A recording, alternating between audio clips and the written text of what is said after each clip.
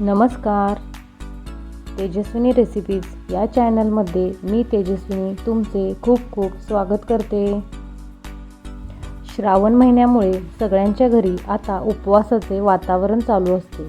म्हणून आज आपण उपवासाची डिश बनवणार आहे.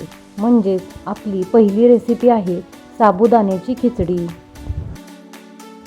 सर्वात प्रथम साबुदाण्याच्या खिचडीसाठी लागणारे साहित्य बघून घेऊया. त्यामध्ये एक मध्यम आकाराचा बटाटा, 4 ते 5 हिरव्या मिरच्या, 1 टीस्पून जिरे, 1 मोठा चमचा तेल, मीठ चवीनुसार,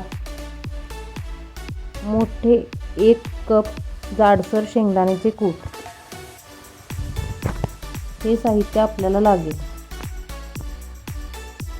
साहित्यानंतर सर्वात अगोदर एका स्टीलच्या बाउलमध्ये मी 1 कप साबुदाणा घेतला आहे. तो 2 ते 3 पाण्याने धुवून घेत आहे. आता धुवून घेतलेला साबुदाणा 5 ते 6 तासांसाठी भिजत ठेवायचा. त्यामध्ये 3/4 कप पाणी घालून भिजत ठेवत आहे. सेकंड स्टेपसाठी मी बटाटा चिरून घेत आहे. इथे मी बटाटा फ्राय करून खिचडी बनवणार आहे. तुम्ही बटाटा उकडून सुद्धा खिचडी बनवू शकता. हे बघा, या पद्धतीने बारीक साईजमध्ये बटाटा चिरून घ्या, म्हणजे लवकर फ्राय होऊन मऊ होईल. हिरव्या मिरच्या सुद्धा मी बारीक चिरून घेतल्या आहेत. आता बटाटा काळा पडू नये म्हणून पाण्यामध्ये भिजत ठेवायचा. 5 ते 6 तास झाले आहेत. आता साबुदाणा छान फुगला आहे, मोकळा ड्राय सुद्धा झाला आहे. साबुदाणा भिजवताना पाणी जास्त झाले तर खिचडी चिकट होते. हा साबुदाणा पूर्णपणे ड्राय आणि सुटसुटीत करून घेतला आहे.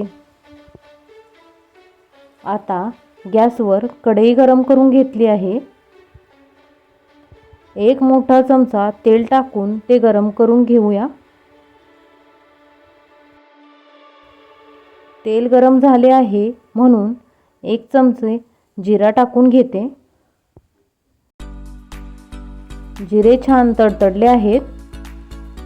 आता चिरून घेतलेल्या हिरव्या मिरच्या टाकून घ्यायच्या. त्या 1 ते 2 मिनिट फ्राय करून घेऊ. मिरच्या फ्राय झाल्या आहेत. आता पाण्यामध्ये भिजत ठेवलेला बटाटा टाकून घेऊ. हा बटाटा 20 ते 30 मिनिटं मंद आचेवर मऊ होईपर्यंत फ्राय करून घेऊ.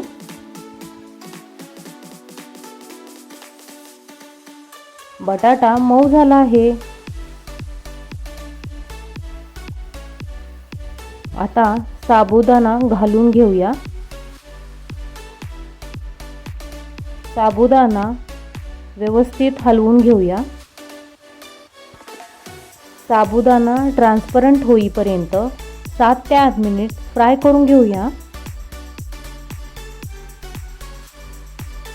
साबुदाणा ट्रान्सपरंट झाला आहे. आता शेंगदाण्याचे 1 कप जाडसर कूट घालूया. ते साबुदाण्यामध्ये एकजीव होईपर्यंत हलवूया.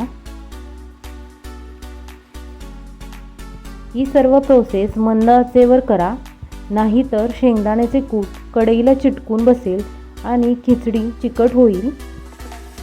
आता शेंगदाण्याचे कूटसुद्धा एकजीव झाले आहे आणि आपली खिचडी जवळपास 90% तयार झाली आहे. आता आपण चवीनुसार मीठ घालून घेऊया. मीठ शेवटी घाला, त्यामुळे खिचडी चविष्ट होते.